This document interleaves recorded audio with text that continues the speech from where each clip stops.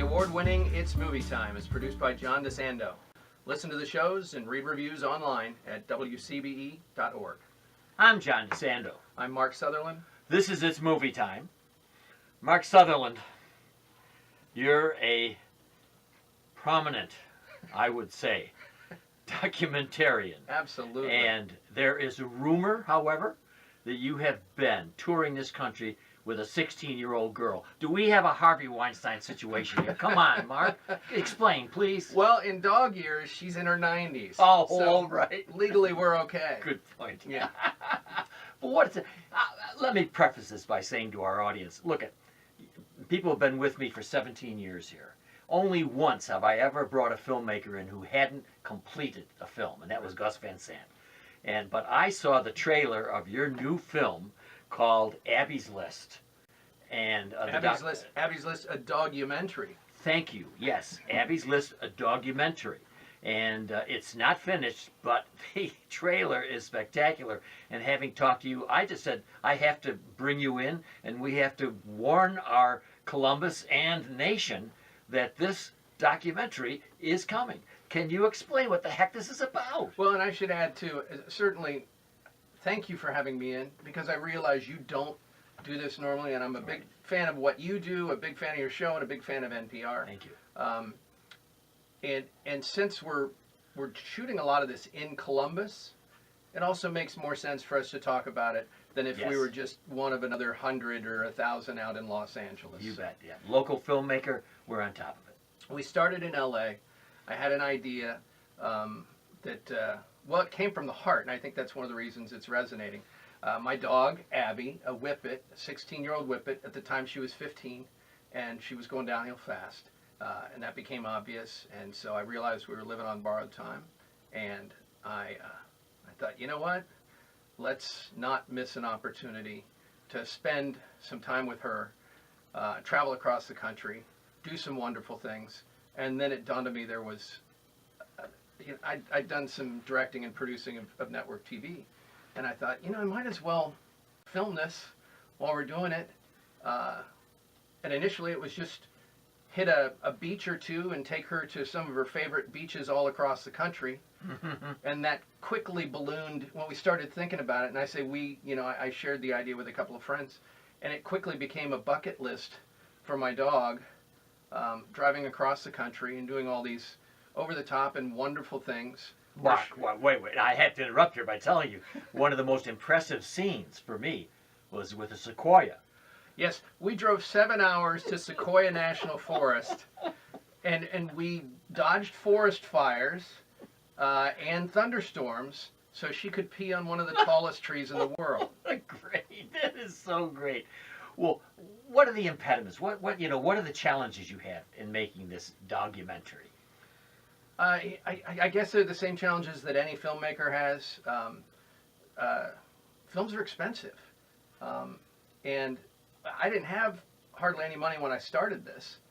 There's one scene in the film where we literally went to Kroger and we cashed in all the change we had just so we could eat a nice dinner on the road because we were pretty much out of money. We knew we had enough for gas and a few hotels.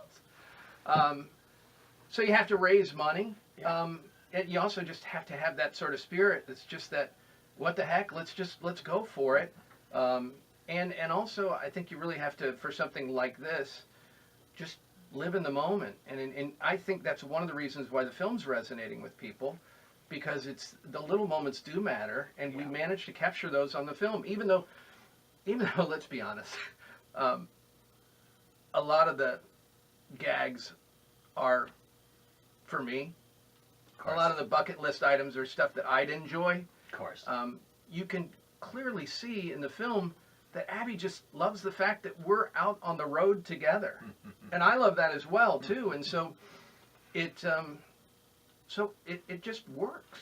It reminds me, having read years ago, Steinbeck's Travels with Charlie. Yeah.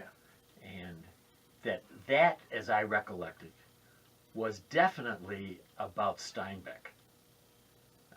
And I know Charlie was a part of it. I haven't read it, but someone else had referenced it too. Yes. And it's on my short list. It's Yeah. weird because I kind of don't want to read it because I don't want to steal anything from it. Yeah. But I'm very, very curious because it sounds like he wrote about a lot of the emotions and through he saw it through the same eyes that I'm seeing it. And one of the things that you had said reminded me of Steinbeck in the sense that you admit that a lot of this is about you. Yeah. You know, not always about Abby. Of course, Abby's in a different world and she's seeing it differently. And Steinbeck, as I recall, it became clear that this, and it was a trip that he was taking around, really around the periphery of our country. It became about 10,000 miles. Really? But really what people, I think, didn't know at that time was he was dying.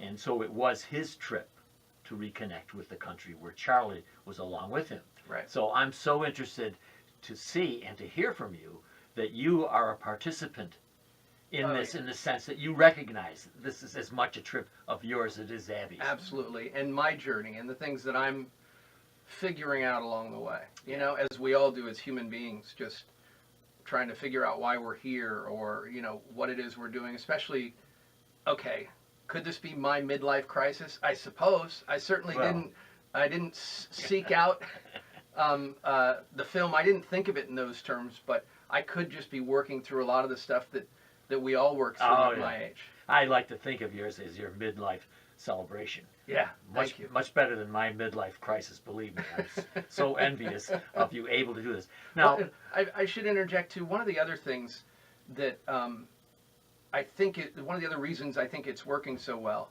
I was an old radio guy. I did radio for years. In fact, I started here in Columbus. In Columbus. Tell us what that was. I started at WNCI as an intern. Okay. I only lasted there a few weeks because I just couldn't. I could only file so many records. Right. Yeah. But then 92X hired me, and then WNC hired me back, and WBNS, and then I was off to other cities, and eventually out to Los Angeles. But we deal with so much story. Every bit, every break is one short story, and so it's kind of the way I went into this. And thinking of each thing, it was like, okay, we can go up and see Sequoia National Forest, which would be beautiful, and most filmmakers, most people would stop there. And I thought, well, we need a challenge. We need something to do there. And then because my mind's kind of messed up because of radio, then it was, okay, yes. What ridiculous thing can we do there? And I think it's those things that really keep the film moving and also give us purpose rather than just, you know, going to the Grand Canyon. We do go to the Grand Canyon so we can take a selfie at the edge of the two of us. But again, one of the things, the heartwarming thing is at the edge of the Grand Canyon, you would think that, you know, Abby's a dog, she's just going to look out and it's like, it's just another big hole. And you can see in her eyes that there's something magical. She's trying to process this. And in a spiritual sense, she's enjoying it deeply like I am. And those are these unexpected moments that even I didn't think about ahead of time. Well, tell me what your experience was at Disney and how this reflects itself now in what you're doing. I was one of the founders of Radio Disney. Okay.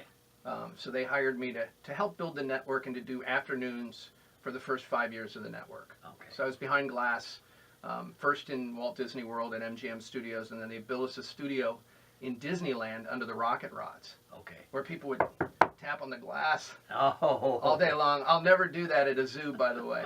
I feel sorry for the animals because I know how it felt. For 5 years of this. But it did. It certainly helped you, in a sense, to be able to tell your story. Yeah, enormously, and it also gave me a great appreciation for so much of radio is done on a local basis. Yes. And you learn how to kill it in your own town, but I learned how to kill it on a real big stage with Disney, not just even nationally, but internationally. I understood how the whole animal worked from up here, from 20,000 feet. Yes, yeah. I love your background. I love your experience. Of course, I love the fact that you love radio. We both have talked about that, how much we love radio, not to diss TV or film, which we both, you know, adore. No, but it's my radio background that's making this film what it is. Seriously. Yeah. And also, you know, a lot of people don't talk about it, but the people in the know realize that sound is 50% or more of a film. Wow. And story is everything. Yeah. And those are the two things that radio focuses on. Yeah. Now you've been successful in getting funds already. I mean, Yeah. there's still room for more. I'm still raising, but I've got enough to finish principal shooting, and for a couple months into post, I'm blessed. It's there can always be more, but if I had to, I could finish the film on what I have. Now, most of us know that it's possible online now to give. Right. And I'm not making a pitch for you necessarily. I'm inquiring for myself as well. And is it Indigo, or what is it that... Indiegogo is one of them. There are a few different platforms. Okay. We used Indiegogo. It's hard for me.